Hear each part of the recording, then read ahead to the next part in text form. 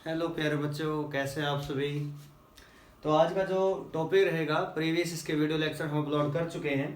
आज के जो वीडियो लेक्चर में हम बात करेंगे, ये यूनिट 3B हम पढ़ रहे हैं, लॉज ऑफ मोशन का थर्ड जो यूनिट है उसका बी पार्ट। फर्स्ट पार्ट हम कंप्लीट कर चुके हैं, न्यूटन्स लॉज ऑफ मोशन। तो इसके अंदर हम बात करेंगे friction and dynamics of circular motion में। आज के जो टॉपिक रहने वाले बहुत ही इंपॉर्टेंट है।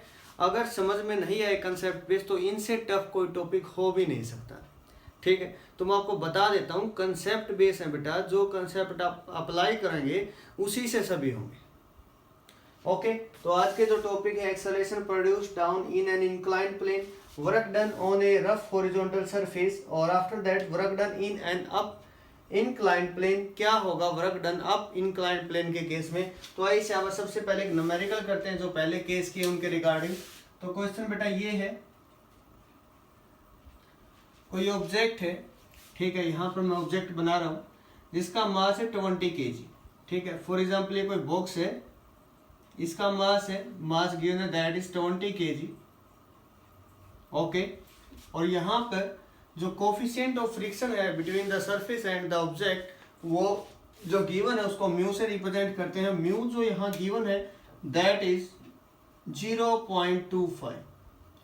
ठीक है, तो ये म्यू गिवन है, कोफिशिएंट ऑफ फ्रिक्शन यहाँ पे। तो हमें क्या क्या निकालना है। ठीक है, नंबर 1 हमें निकालना है कि फ्रिक्शनल जो फोर्स होगा, काइनेटिक फ्रिक्शन जो यहाँ होगा वो क्या होगा। नंबर 2, अगर यहाँ पर फोर्स अप्लाई कर दिया जाए 98 न्यूटन, ओके, देन इस बॉक्स जो है इसके अंदर कितनी एक्सेलरेशन प्रोड्यूस होगी। ठीक है, बहुत ही अच्छा सा क्वेश्चन है सर। स्टार्ट करते हैं, आइए शाबाश। तो क्वेश्चन स्टार्ट करते हैं हम इसका सॉल्यूशन। तो मास गिवन है बेटा, सबसे पहले तो सॉल्यूशन के अंदर हमें क्या निकालना, फोर्स ऑफ काइनेटिक फ्रिक्शन, क्योंकि ऑब्जेक्ट जब मूव करता है तो काइनेटिक फ्रिक्शन या डायनेमिक फ्रिक्शन होता है। फ्रिक्शन का फॉर्मूला क्या होता है, F K is equal to mu into में क्या, नॉर्मल रिएक्शन। ठीक है, नॉर्मल रिएक्शन को आप एन से भी लिख सकते हो या आर से आप लिख सकते हो। ओके, और एन क्या होता है, ये नॉर्मल रिएक्शन, यहाँ इस बॉक्स का weight M into G. Very good, mu is equal to N, किसके इक्वल बेटा, एम इंटू जी। म्यू कितना, 0.25। Okay, very good. मास कितना, 20 kg।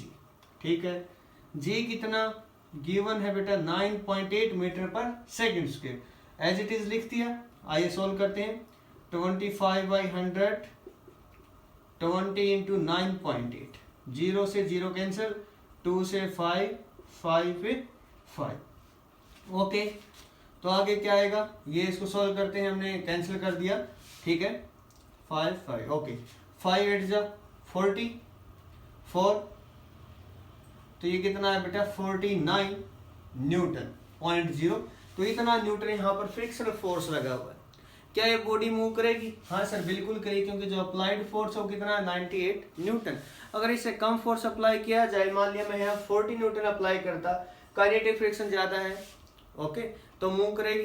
काइनेटिक फ्रिक्शन जो होता है वो मूवमेंट नहीं कराता। यहाँ जो म्यू है वो हमें बताएगा, जो लिमिटिंग फ्रिक्शन होता है उसकी हेल्प से हम निकालते हैं। अगर फ्रिक्शनल फोर्स ज्यादा बेटा जो अप्लाई करें तो ऑब्जेक्ट तब तक नहीं चलेगा। ओके, यहाँ हम बात करते हैं, तो एक्सेलरेशन कितनी प्रोड्यूस होगी उसके बारे में बात करते हैं बेटा। सबसे पहले लिखना मास इंटू एक्सेलरेशन, मास इंटू एक्सेलरेशन। किस डायरेक्शन में अप्लाइड फोर्स कितना है, माइनस फ्रिक्शनल फोर्स। ओके, कितना है फोर्स, 98 न्यूटन, फ्रिक्शनल फोर्स कितना है, 49। एक्सेलरेशन कितनी होगी, मास से और डिवाइड कर देंगे तो एक्सेलरेशन वहां पे आ जाएगी।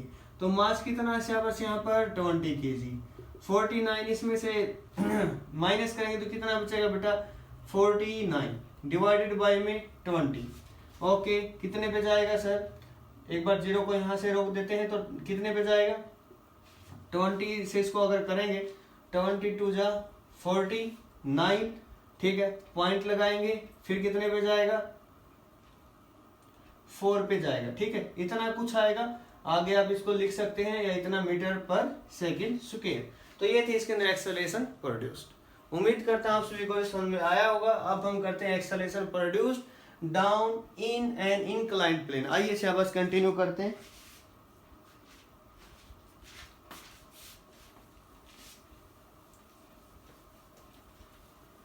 देखिए शाबाश, है क्या, बिल्कुल इजी है, कुछ नहीं, acceleration produce down in an inclined plane. चलो लिखते हैं पहले इसकी heading, acceleration produced in a body down an inclined plane, down an inclined plane. Okay, let's start. तो देखिए शाबाश, होगा क्या, इसके डायग्राम में जो कुछ है और कुछ नहीं, बिल्कुल डायग्राम अगर समझ में आ गया ना इसका, तो सब कुछ समझ में आ गया। इंक्लाइंड प्लेन, ठीक है, एंगल थीटा, ओके, कोई ऑब्जेक्ट है, कोई बॉडी है जिसका मास क्या है m, इतना क्लियर। एक्सेलरेशन हमें इसके अंदर निकालनी है, ठीक है। तो नीचे आएगा मास इंटू एक्सेलरेशन से, फ्रिक्शनल फोर्स कहाँ लगेगा, यहां लगेगा, सिंपल सी बात है, सभी को पता होगा यहाँ क्या लगेगा, frictional force. Okay, M J component break करेंगे तो एम जे कंपोनेंट क्या आएंगे, बताइए शाबाश, ये तो वेट इंटू एम इंटू जी है, तो इससे कंपोनेंट मैंने आपको बताया भी थे बेटा कैसे ब्रेक करते हैं, कहाँ एंगल थीटा आएगा, तो ये सब बात हम कर चुके पहले। अगर फिर भी याद नहीं तो आपको बता देता हूँ, ये angle theta M G cos theta, that is M ji sine theta, ये नॉर्मल रिएक्शन होगी, ठीक है। इसको आर भी बोल सकते हो, एन भी बोल सकते हो, जो आप रिप्रेजेंटेशन जिससे देना चाहो उससे दे सकते हो। इसमें बोला है क्या, फोर्स ऑफ फ्रिक्शन है, फोर्स ऑफ फ्रिक्शन, क्योंकि फ्रिक्शन हमेशा ही क्या करता है, अपोज करता है मोशन का, आप सभी को पता है, ठीक है। तो ये शायद स्टार्ट करते हैं, कंपोनेंट रिजोल्व हमने कर दिए। तो सबसे पहले करते हैं अलोंग इनक्लाइंड प्लेन, तो इनक्लाइंड प्लेन के अलोंग जो फोर्सेज हैं उनको लिखते हैं इक्विलिब्रियम पोजीशन में, यहाँ जो है। तो क्या होगा, सबसे पहले जो मास इनटू एक्सेलरेशन है, लिखिए शाबाश, इन एन इनक्लाइंड प्लेन या along inclined plane, inclined plane के अकॉर्डिंग जो मास इनटू एक्सेलरेशन। अब यहाँ से जो कंसेप्ट आपको ध्यान में रखना है वो मैं बताने जा रहा हूँ, जहां मास इनटू एक्सेलरेशन है वो कंपोनेंट पॉजिटिव, दूसरा नेगेटिव बेटा, एम जी साइन थीटा पॉजिटिव, दूसरा नेगेटिव, इक्वेशन नंबर 1। अगर ये समझ में आ गई इक्वेशन, सब समझ में आ गया। Second component perpendicular to inclined plane, perpendicular to inclined plane, inclined plane के परपेंडिकुलर कौन है, यहाँ आर कंपोनेंट, उसके जस्ट अपोजिट कौन है, एम जी कोस थीटा, तो R is equal to M G cos theta. Number 2, now according to law of friction, ऐसा लिख सकते हो, according to law of friction. तो क्या कहता था फ्रिक्शन, जो फ्रिक्शनल फोर्स है that is directly proportional to normal reaction या म्यू इनटू आर, यही था। म्यू क्या है, coefficient of friction between the block and inclined plane, तो यहां से हम क्या लिख सकते हैं, F is equal to mu into R, ठीक है। फ्रॉम इक्वेशन 1, इक्वेशन 1 को देखें शाबाश, M into A M ji sine theta minus mu into R, R है क्या, यूजिंग इक्वेशन 2 in 1, ऐसा बोल सकते हैं, यूजिंग इक्वेशन 2 in 3, मैं इसको 3 इक्वेशन मान रहा हूँ, यूजिंग इक्वेशन 3 in 2, 3 जो यूजिंग इक्वेशन 2 in 3 सॉरी, तो इस इक्वेशन का हम यहाँ यूज करेंगे, तो m into A is equal to M ji sine theta minus mu into R, R जो आपको दिख रहा है ना यहाँ पे, यहाँ ले आए बेटा इसको, ठीक है, वैल्यू पुट कर दो, एम जी कोस थीटा, क्या आपको मन आ रहा है, कुछ दिख रहा है क्या, m तो कैंसिल हो गया दोनों तरफ, a बच गया, कितना, g sine theta minus mu g cos theta, g common भी ले सकते हो, sine theta minus mu cos theta, okay. तो ये वैल्यू आएगी, ठीक है। यहां से ये चीज क्लियर हो रही बेटा, a लेस देन होगा g से, यकीन ना हो तो आप वैल्यू पुट करके दे सकते हो, थीटा की कोई भी वैल्यू आप पुट करो, म्यू की वैल्यू कुछ पुट करो 0 पॉइंट समथिंग, तो आपके पास ये आंसर जो है ना, ये हमेशा ही जो एक्सेलरेशन है जी से छोटा ही आएगा, ओके। तो ये टॉपिक क्लियर हुआ, उम्मीद करता हूँ आप सभी को ये समझ में आया होगा, अच्छा लगे तो बहुत ही अच्छी बात है, समझना, दोबारा फिर समझना, 1 बार 2 बार 3 बार ट्राई करोगे तो बिल्कुल समझ में आ जाएगा। तो नेक्स्ट टॉपिक करते हैं, work done on a rough horizontal surface, कितना वर्क डन होगा बाय फ्रिक्शनल फोर्स, तो इसके बारे में बात करते हैं, इसे अब स्टार्ट करते हैं।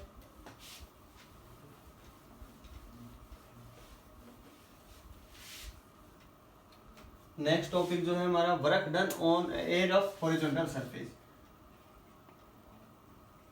पहले हम रफ हॉरिजॉन्टल सरफेस पे करेंगे, उसके बाद किस पे करेंगे, इंक्लाइंड प्लेन पे, ठीक है, रफ हॉरिजॉन्टल सरफेस।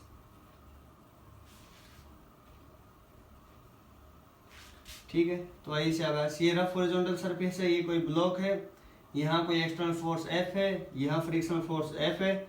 ओके, ये ब्लॉक है जिसका मास हमने M यूज किया हुआ है। ठीक है, तो सब चीजें इसके अंदर ले ली। यहाँ तक फॉर एग्जांपल ये डिस्प्लेस हुआ है, ये ऑब्जेक्ट, मास वही सेम है। ठीक है, तो ये चीजें हमने यहाँ पर लिख दी हैं। ये जो ऑब्जेक्ट है, यहाँ इसकी normal reaction R, weight M/G, component इसके सभी लिख दिए गए। Okay, position A to B आप मान सकते हो। तो यहाँ से देखिए शाबाश, इस ऑब्जेक्ट को मूव कराने के लिए एटलीस्ट जो ये फोर्स है किसके इक्वल होना चाहिए, फोर्स ऑफ फ्रिक्शन के एटलीस्ट इसके इक्वल होना चाहिए, इससे ग्रेटर हो सकता है तब भी ऑब्जेक्ट मूव करेगा। For motion of an object the applied force at least equal to frictional force means जो कैपिटल F है that is equal to F। अब F होता क्या है बताएं से, बस F इज इक्वल टू क्या होता है, म्यू इंटू R, R है क्या यहाँ पर M इंटू G। तो हमने यहाँ से फोर्स की वैल्यू निकाल ली, क्या, mu into M into G। Work done क्या होता है, force into displacement F into में S।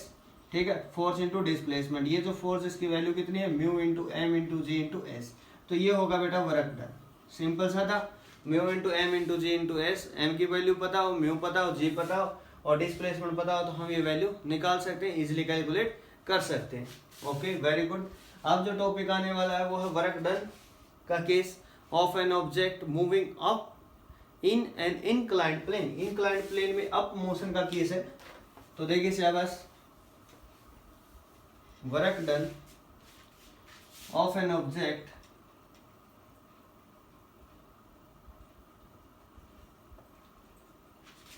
in up inclined plane, ठीक है। तो वर्क डन क्या होगा, ये इंपॉर्टेंट भी है। ठीक है, पेपर पॉइंट ऑफ व्यू से इंपॉर्टेंट टॉपिक है, आप लिख भी सकते हो कि इंपॉर्टेंट है। एक जो एक्सेलरेशन का भी किया वो, और एक ये वर्क डन का जो है ये वाला। ठीक है, दोनों ही इंपॉर्टेंट केस है। Important means paper point of view में हर बार ये ऐसे क्वेश्चन रिपीट कर देते हैं। तो देखिए शाबाश, होगा क्या, दोबारा से मैं डायग्राम यहाँ रीड्रॉ कर रहा हूँ।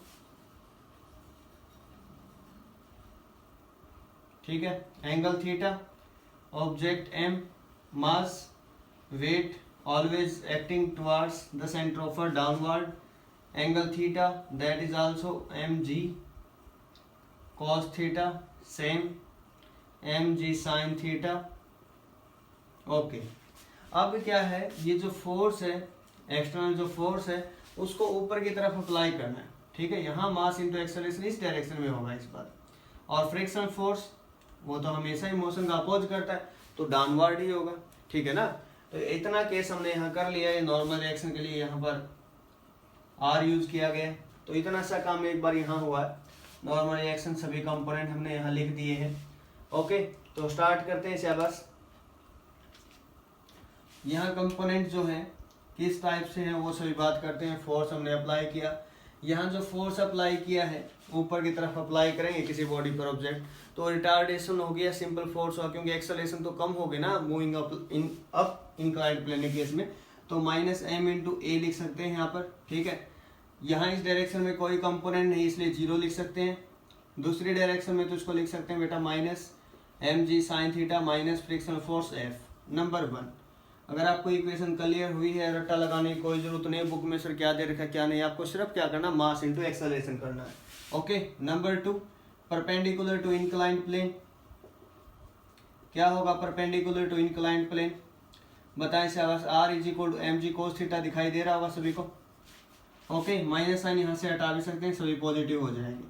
Now according to law of friction, तो फ्रिक्शन का जो फर्स्ट लॉ था उसके अकॉर्डिंग क्या था, जो फ्रिक्शन फोर्स था that is directly proportional to R, और साइन हटाने के लिए कांस्टेंट म्यू यहाँ यूज किया गया था। और सेकंड इक्वेशन में जो R है वो कितना है, mg cos theta. Okay, now using this result, using equation 3 in equation 1, using equation 3 in equation 1, तो 1 में यूज करते हैं यहाँ। ठीक है, तो वर्ब वन में यूज करें तो क्या होगा यहाँ पर मास इंटू एक्सेलरेशन जो फोर्स है that is equal to M ji sine theta plus mu M G cos theta. ये तो क्या फोर्स और वर्क डन निकालना तो साथ में क्या होगा डिस्प्लेसमेंट, तो इसके डिस्प्लेसमेंट से मल्टीप्लाई कर दो तो क्या आंसर आ जाएगा, यहाँ से कॉमन ले लो एम जी sine theta plus mu cos theta into में डिस्प्लेसमेंट एस, तो ये होगा work done. Okay, work done in case of an object moving up in an inclined plane। तो इन दिस वे और दिस लेक्चर कंप्लीट।